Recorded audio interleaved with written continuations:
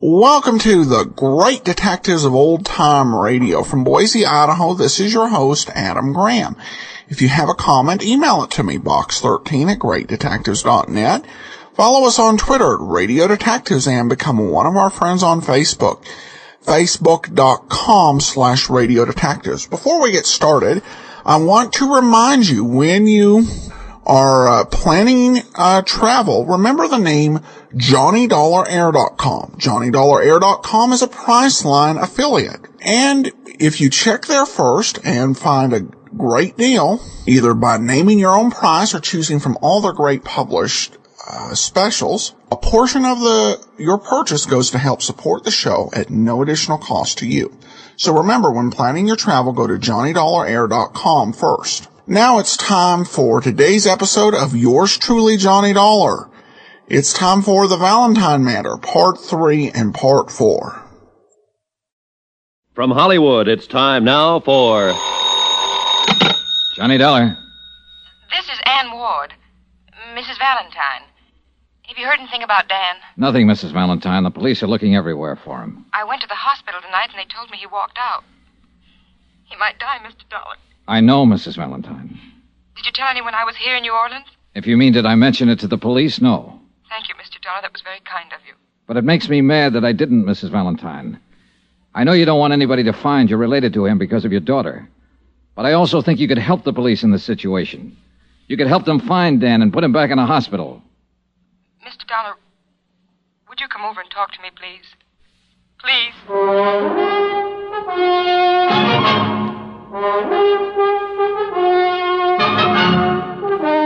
Tonight and every weekday night, Bob Bailey in the transcribed adventures of the man with the action-packed expense account, America's fabulous freelance insurance investigator. Yours truly, Johnny Dollar.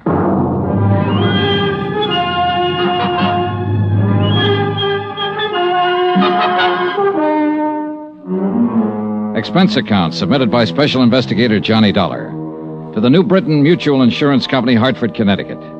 The following is an accounting of expenditures during my investigation of the Valentine matter. Some more expense. I believe this is item 5. Yeah, $4. 4 drinks for myself. When a next big shot of the roaring 20s like Dan Valentine carries a $50,000 life insurance policy and walks down the street one day and gets himself shot and refuses to disclose who fired the bullets, I have to do the worrying for the insurance company. When he decides to leave a hospital bed minus a pint or two of blood, I have to worry some more. I needed those drinks. You can just say I liked what I'd seen of the guy, and I didn't want him to walk around New Orleans bleeding to death.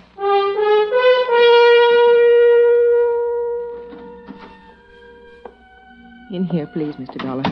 The wife, who hadn't seen or heard from him for 13 years, looked pale and wan. It was obvious that the strain was beginning to tell on her, although she tried hard not to show it.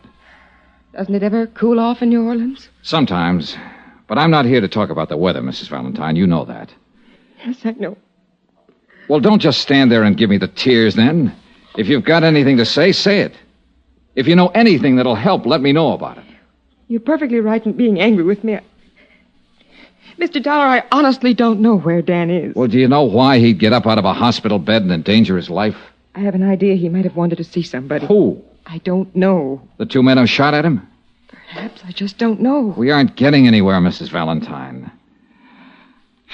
Look, I'm going to talk to you frankly. Why did he come here to live in New Orleans?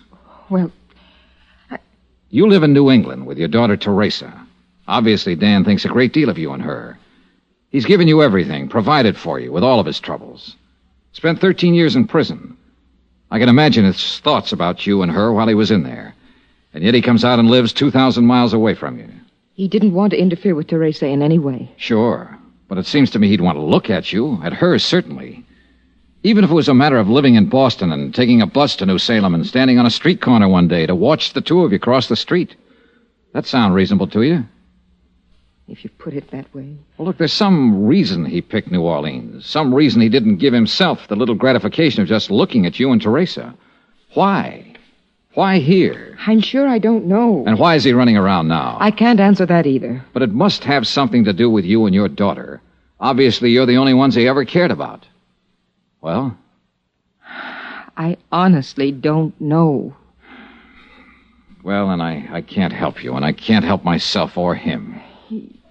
You mentioned his having a reason to be in New Orleans. Maybe... What? There was a man named Webster, Conrad Webster. He was a member of the Illinois Bar once, in those days. Did a great deal of work for Dan and friends of Dan.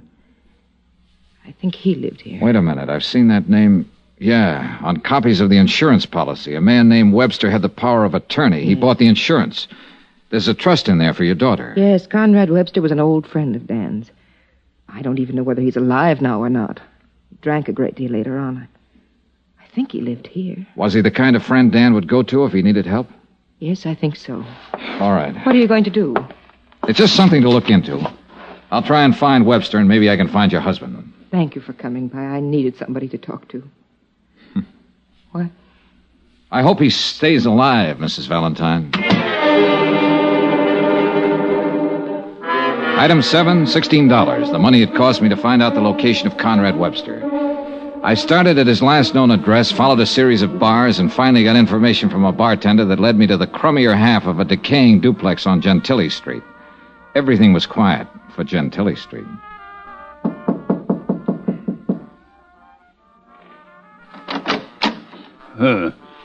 Young man, the drugstore delivers what I need most. The telegraph office what I dread most. Obviously, you represent neither, and therefore you are no concern of mine. Wait a minute. Are you Mr. Webster? Conrad Webster? I am he, and I am drunk and disheveled, and it is 3 o'clock in the morning. I'd like to talk with you. May I come in? You may not. This isn't exactly the hour for making calls, but I did stop by and pick up something to take the edge off. Huh? It's bonded. Oh, inside. Now then, you were going to apologize. Here you are, Mr. Webster. Oh, well.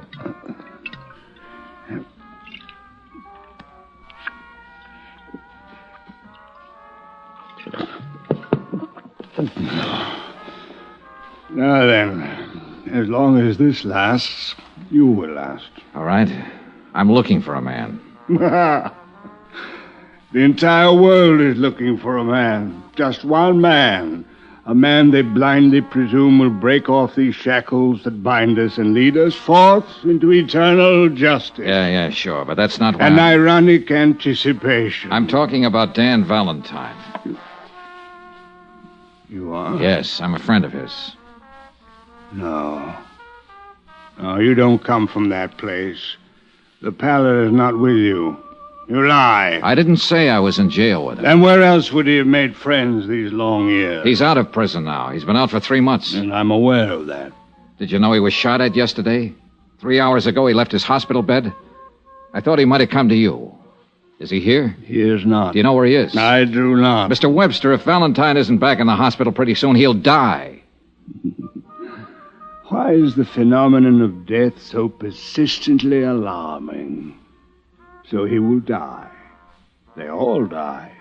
Usually from a bullet. And that's what's going to happen to him. 2 bullets he stopped yesterday. Do you understand me? Acutely.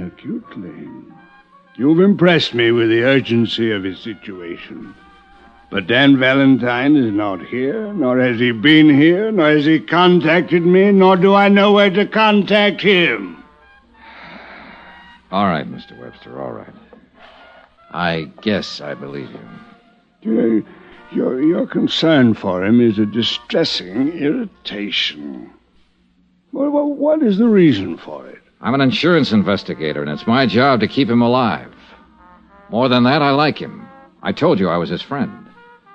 I think he deserves to live. You, his friend? No.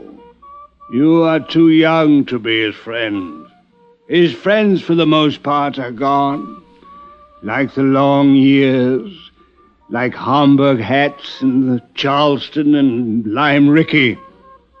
The ones who are left are broken and tired and faded, with old faces, faces like mine, like his. And we should be gone too. Another age is here. This is my sadness. As for yours, Dan Valentine should never have lived in that age or this age. He was meant to be an explorer, a pioneer who conquered a wilderness, not a racketeer who conquered a west side. Are you sure you're his friend, Mr. Webster? I once thought so. He once thought so. Now, I haven't strength enough to be anyone's friend. What's your name? Johnny Dollar. Good night, Mr. Dollar. The look in Conrad Webster's eyes held the same sort of sadness I had seen in Valentine's eyes. But they were different, too. They held a weakness. The strong, sad eyes were somewhere else in the city, walking alone, probably looking for two gunmen, and the lifeblood was slowly draining from the body that sparked them. I went back to my hotel and tried to sleep, but sleep wouldn't come. I was still rolling and tossing at 7:30 the next morning when orange juice coffee in the morning paper came up. A nationwide syndicate had picked up the new development in the Valentine shooting and gone to work on it. Among other names they mentioned in giving a resume of Valentine's career were his wife and daughter, living in New Salem under the name of Ward. Hello? This is Johnny Dollar. I just read the morning paper, Mrs. Valentine. Oh, yes. I'm sorry it broke for you this way. That's very kind of you to say so. Maybe it's for the better, anyhow. For years I've been wanting to tell Teresa who her father is, what he's like. I'm going to call her later today. Tell her where I am, explain why I'm here. I think she can take it. You're doing pretty well yourself. Thanks again. Any word yet? No, we still can't find him. Mr. Webster, did you find him? Yes, he wasn't much help. The New England paper said that Mrs. Ward was out of town. Sooner or later they'll find out what town Mrs. Ward is in, I'm afraid. Well, maybe you'd better get another hotel. Use another name. Yes. All right, I'll wait to hear from you. Mr. Dollar. Yes? Thank you. I put in another call to Inspector DeBaca and asked him about developments. Valentine was still unlocated.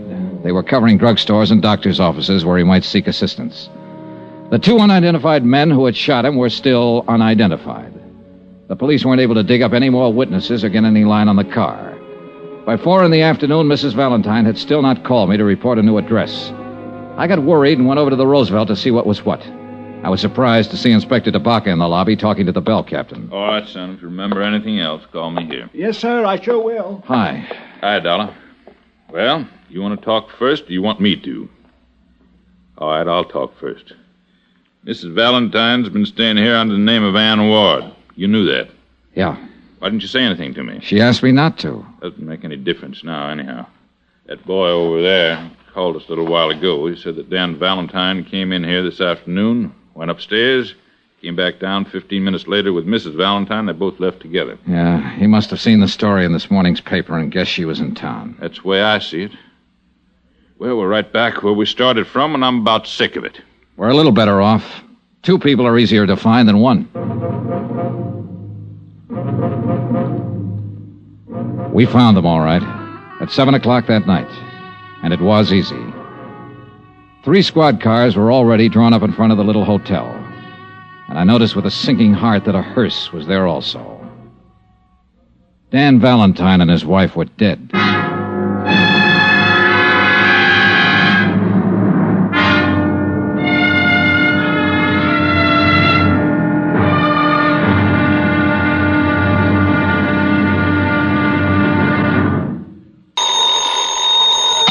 Johnny Dollar. What is all this, Johnny? Who's this? Roy Vickers, New Britain Mutual. What happened to Valentine? He was gunned down last night going into a hotel with his wife. No. The police here are turning the city upside down trying to get a line on 2 unidentified gunmen. Well, couldn't you keep him alive? I couldn't even find him. Well, this is no time to be yelling at each other. I just left his daughter. Huh? She filed claim already? Through that lawyer Webster? No. She didn't even know anything about him until the papers broke the story. Well, I'm sorry I got annoyed for a second. Do what you can, Johnny. I'll want a full report. Sure, Roy, sure.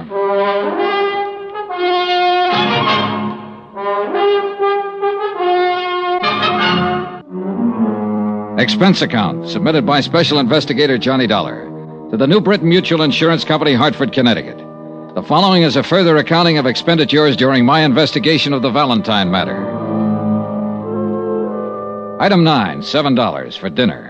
I had it with Inspector Charles DeBaca, New Orleans Police. He was a haggard, tired-looking man about that time. All of us were. You want some more coffee? No, thanks.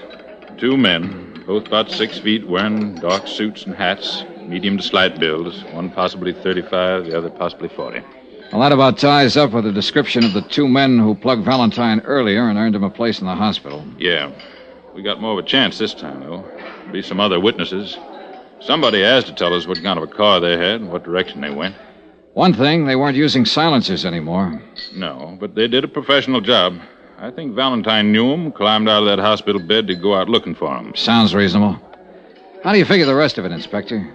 Valentine saw the newspaper story and knew his wife was in town. He went over, got her, and I take it they were going to check into a new hotel when their friends showed up. She just happened to get in the way, huh? Sure. Why'd anybody want to shoot her? Why would anybody want to shoot him? Well, because no matter what he was now or how he was playing it, he still lived pretty hard way back then. A man who's lived the kind of life he has and done the things he has is bound to make a few enemies he'll remember. No, I think it has something to do with his family. I agree with you that Valentine probably made enemies all over. But he wasn't the kind of man to get excited about any of those kind of people. He pretty well knew how to take care of himself and handle trouble. That's why he was out looking for them. You sound pretty certain.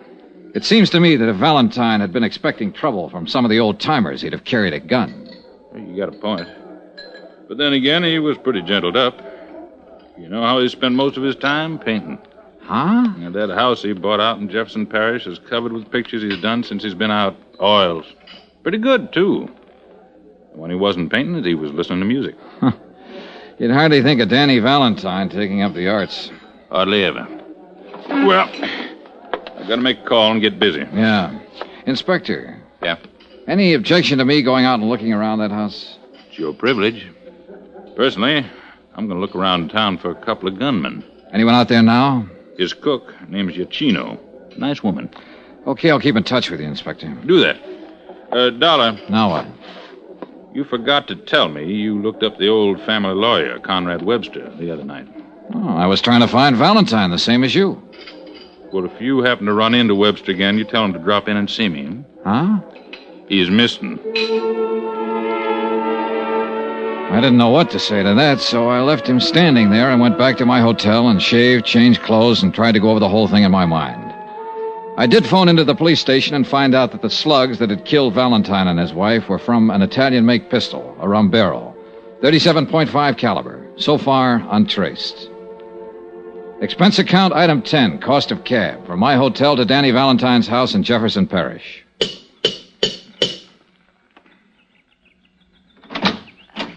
Yes, sir. How do you do? Are you Mrs. Giacchino?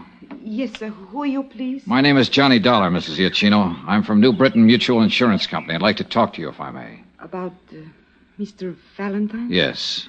Not right now, Mr. Dollar. Some other time, huh? Well, if you prefer it that way, Mrs. Giacchino, but... It's been a hard day here. I mean, Mr. Valentine's death and his wife being killed with him. All of these policemen in and out of here, and now Miss Ward and all. Miss Ward? His daughter? Yes, she's here. Arrived 2 hours ago. Stay here. Could I see her? You come tomorrow, Mr. Dollar, please. Huh? Tomorrow. Mrs. Giacchino. Yes, Miss Ward. Who is it? Mr. Dollar. He's from the insurance company. Insurance company? Yes. I'd like to talk to Mrs. Giacchino. Teresa Ward stood at the base of the iron grill stairway, tall and dark-eyed. And I saw that, like her mother, she had a quiet intensity about her face that made it beautiful. At the same time, ageless. She smiled politely at me. I could only stand there without speaking for a long moment, looking at her. Then Mrs. Giacchino excused herself, and we were alone. I wanted to talk to someone who might be able to give me a little more information about all this. It's all quite new to me. I'll tell you what I can, Miss Ward. My name is Valentine, isn't it? really Valentine? Yes, it is. Well, suppose we correct that mistake right now. Sure. There's nothing wrong with Valentine. From what a Mr. Vickers from the insurance office in Hartford told me, I'm to be quite well off because of this man that was murdered. You mean Dan Valentine? Yes, Dan Valentine. They tell me he was my father. Who told you? Oh, reporters at home and your insurance company. Mother told me my name was Ward. Poor thing. Must have been difficult for her over the years, keeping the secret from me. Yes, she told me she thought it was the best thing. She, well, the same as he did. Tell me about my father. Was he a bad man? Oh, as good or as bad as the Volstead Act made people. I only met him a couple of times. To awaken one morning and discover that you're the only daughter of a famous racketeer who's been murdered. Look, Miss Ward, if he had anything to do with the way you turned out, with what you seem to possess within yourself, I'd say offhand that whatever he was or did, he thought of you. Are you flattering me? I'm not trying to. You seem like a very nice person. And so do you, Mr. Dollar. Will you tell me all about this, please? Well, let's see. You're 21, isn't that right? Yes. Just about 15 years ago or so, your father was on trial for income tax evasion. Just before he was convicted, he set up a trust fund with my insurance company to provide for you. It's been paying money for your support and education ever since. According to the terms of the trust, all of the money becomes yours now that your mother and father are dead. It comes to well over $50,000. That's all there is to it? Mm-hmm.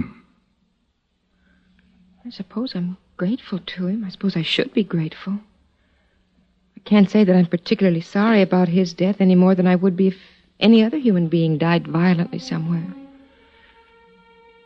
But about Mother's death, I miss her very much already, Mr. Dollar.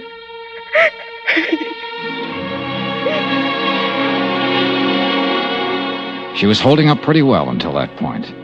Then she let go. I held her in my arms and I talked to her. I told her what I knew of her father's life and death. She told me how she'd been reared so far removed from anything that might have connected her in the least way with the Valentine name. Altogether, it was a revealing conversation for both of us. Mrs. Iacchino brought us some food and wine. How long will you be in New Orleans?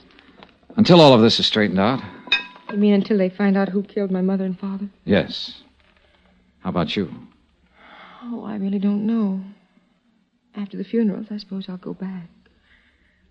But I wanted to see him, to see what he looked like, what kind of life he led.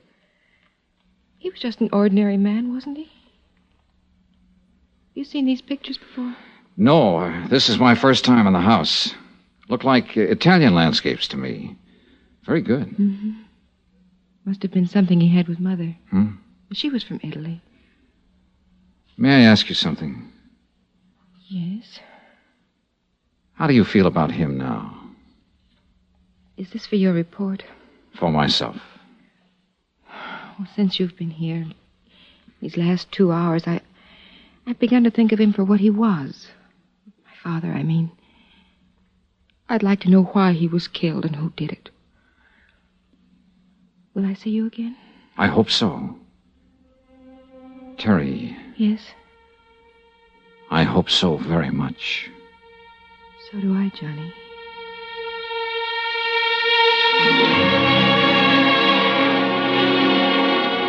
I left her at the door that night with a warm sensation inside of me. Something I certainly hadn't expected in the business at hand.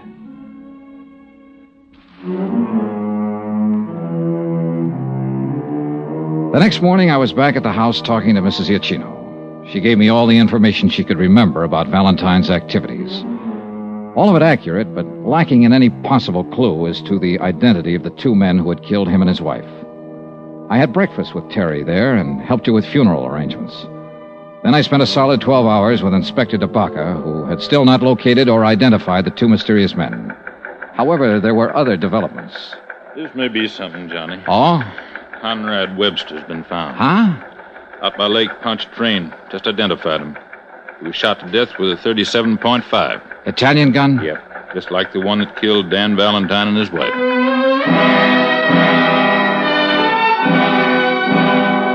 It later developed that the slugs taken from Webster's body, when compared with those that had killed the Valentines, were fired from the same weapon. The case took on proportions. Every available bit of information regarding the two ex-big shots of the 20s was located, read, and reread. It meant activity in cities like St. Louis, Chicago, Detroit, and New York. But no new information as to the identity of the killers. I went back to the house. Johnny. Here. What is this? You're shaking.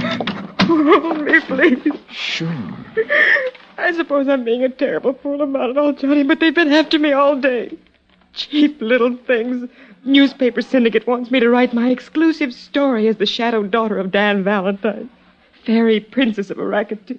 Take it easy. Even Hollywood called some producer. Oh, Johnny, I shouldn't have come here at all. Then what would I have done, Terry? And what would I have done? Make yourself a drink, Johnny. I'll go put on a new face.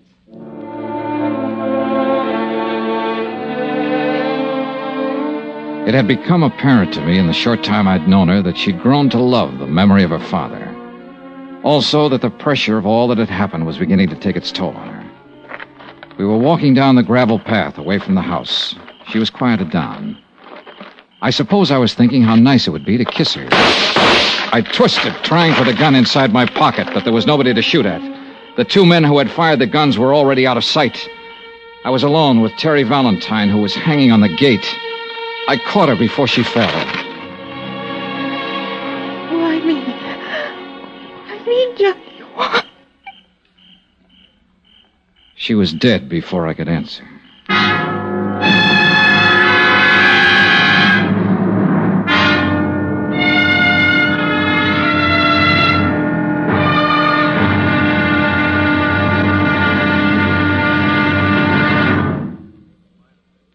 There'll be the final intriguing episode in our story of the Valentine matter tomorrow. Tomorrow, a sober lesson in how long, how far, and how deadly one man's hate can be. Join us, won't you? Yours truly, Johnny Dollar.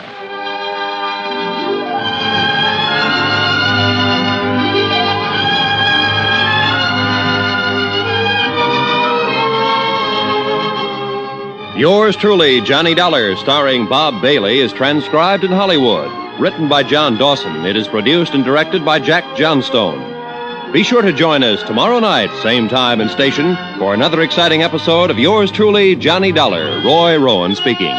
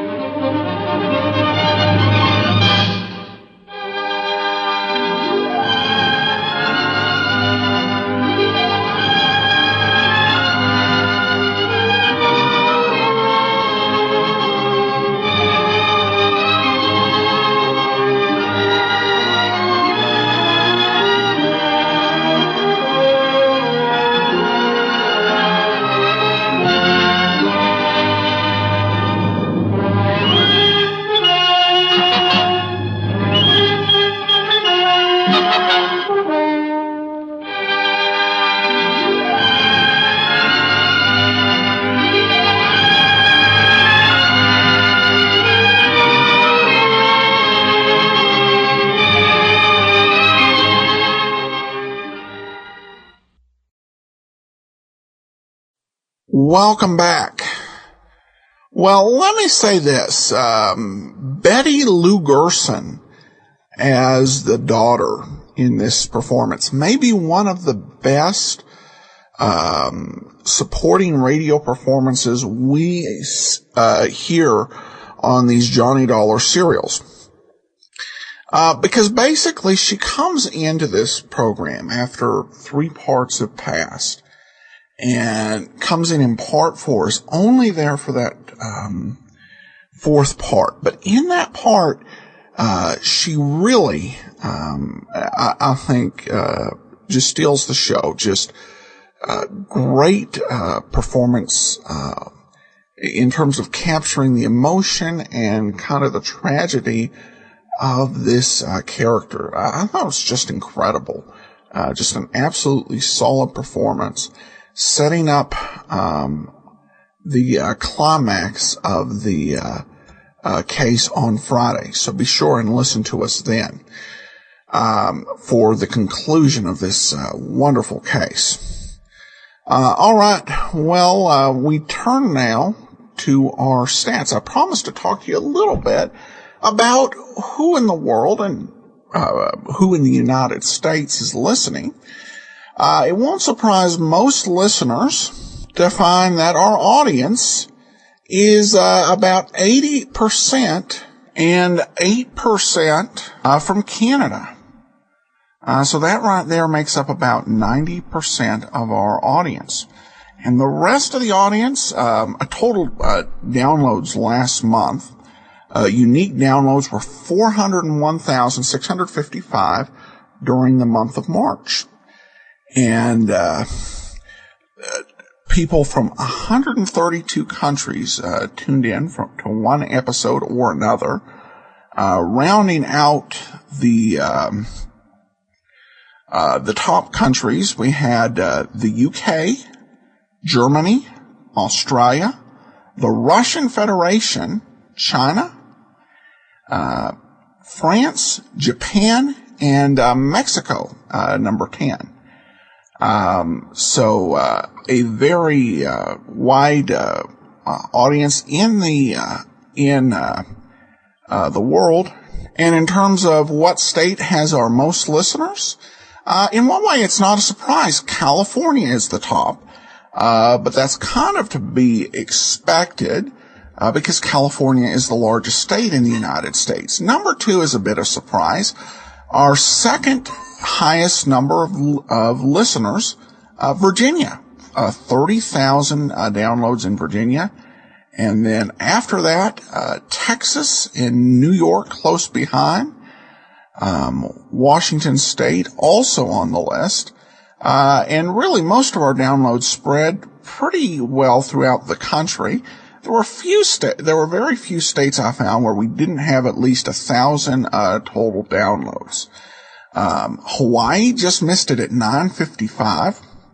Vermont, I think is the state I'm least popular in. 213 downloads. South Dakota 811, North Dakota 759, and Wyoming 545, but most other states at least 1,000 downloads or more. Oh, and Mississippi 839. So if you have friends in those states or friends anywhere, let them know about the show.